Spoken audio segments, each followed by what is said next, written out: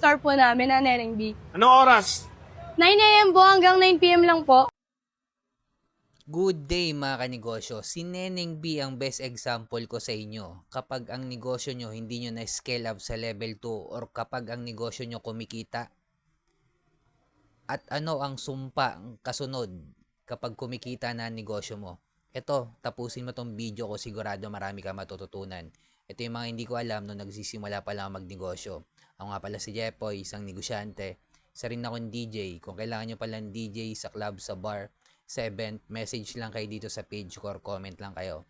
Bilang negosyante, meron akong 10 taon na karanasan na pagkalugi sa pagninegosyo. Tunay na negosyo lang tulad ng sari-sari store, barbecuean, bilyaran, rental. Ano mangyayari kapag hindi mo na-scale up yung negosyo mo sa level 2 business model? Hindi mo na-applyan ng franchising yan, distribution, manpower, software, licensing, platform, business model. Isa lang sa mga yon. Si Neneng B ang pinaka-best example ko sa inyo. Kapag kumikita na negosyo, ang sakit ng normal na negosyante, kapag kumikita na negosyo mo, nag-iisip na yan kung anong idadagdag na produkto. Nakita nyo naman si Neneng B.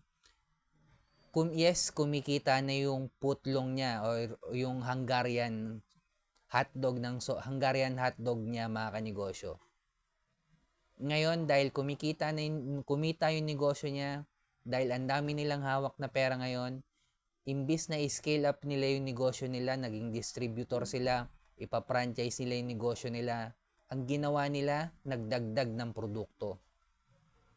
Yan yung mga isa sa mga sakit or sumpa kapag kumikita yung isang negosyante. Nagdadagdag ng produkto. Anong dinagdag ni Neneng B? Nagtinda ngayon ng buldak dahil trending. Nagdagdag, alam ko may baga din siyang tinda. Ang daming dinagdag na produkto ngayon ni Neneng B. Na ang akala ng isang negosyante na kumikita, kapag nagdagdag ka ng additional, kumbaga, halimbawa, kumikita na yung french fries mo, magdadagdag ka ng shawarma, magdadagdag ka ng burger, magdadagdag ka ng milk tea, hindi lalong nawala ka sa focus in one, mga kanegosyo. Ngayon, na out of focus ka na. Yung negosyo mong kumikita ngayon, malulugi naman yan. At mga kanegosyo, kapag nawala ka sa focus in one, pati yung mga customer mo malilito. Bakit? Kasi yung marketing mo, dati puro Hungarian hotdog lang. Ngayon may picture ng buldak. Mga post mo lang dati sa social media, Hungarian hotdog lang. Ngayon may mga buldak na, may pritong baga. Kung ano-ano na yung dinagdag mo. Ayun yung akala ng isang negosyante, kapag nagdagdag siya, mas dadagdag yung kinikita niya. Mali, madadagdagan ka ng inventory niyan, mas hindi mo na monitor yung cash flow mo. Kasi nagsasama yung pera ng tinda sa hotdog, tsaka yung tinda sa buldak. Which is mali, mga kanegosyo. Mas mahirapan kayo monitor yung cash flow mo kasi wala ka ng focus eh. Pati yung mga customer mo ma-out of focus. Ano ba talaga yung tinitinda mo? Buldak na ba? O dati hotdog kita kilala. So ngayon, mababawasan ka ng customer. Si Neneng B, ang example ko sa inyo,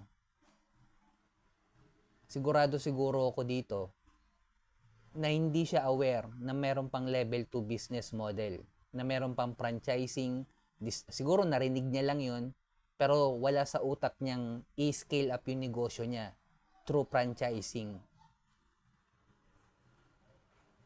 Na meron pa palang distribution model, may platform business model pa. Dahil ang akala niya, ang negosyo, buy and sell lang hanggang pagtanda. Mali po mga kanegosyo. Pag hindi mo ini-scale up yung negosyo mo dyan sa level 1, mamamatay din yan. Magkakaroon ka na ng mga gumagaya, may mga competition na, nagmahal na yung mga ingredients, ang dami ng problema. Kasi hindi ka na naka-scale up eh, habang buhay ka na lang doon. Akala mo forever yung kitaan. Kaya kung nagsisimula ka pa lang magnegosyo, kung wala ka pang produkto, hanapin mo muna yung community ng mayaman. or kung nasan ka man ngayon, kung nasa palengke ka nagtitinda, mag-isip ka ng opportunity na pwedeng i-scale up yung negosyo mo. Siyempre, focus in one, i-scale up yung negosyo natin sa level 2 business model. Tama na sana yung ginawa ni Neneng B ng simula. Nakapokus lang siya sa isa. Hungarian hotdog lang yung tinda niya. Ngayon, dahil nagdagdag siya ng produkto, posible na mo problema na rin yan. Kahit sabihin mo pang napakaganda ng market mo. Kasi kahit kumita ka ng kumita ngayon, mag-iisip ka pa rin at mag-iisip kung anong idadagdag mong produkto sa negosyo mo, mga kanegosyo. Which is mali. Dahil ma-out of focus ka. At syempre, panghuli, kailangan natin gumawa ng original content. Dahil kasama na sa trabaho natin to bilang negosyante. Kung umabot ka sa dulo na video na to, comment ka lang, sabihin mo Neneng B. Heart mo na rin to, subscribe ka na rin sa akin. Kung nakakaranas tayo ng pagsubok bilang negosyante, struggle sa pagninegosyo, huwag natin kalimutan mag-pray kahit anong religion natin. Ingat tayong lahat. Peace.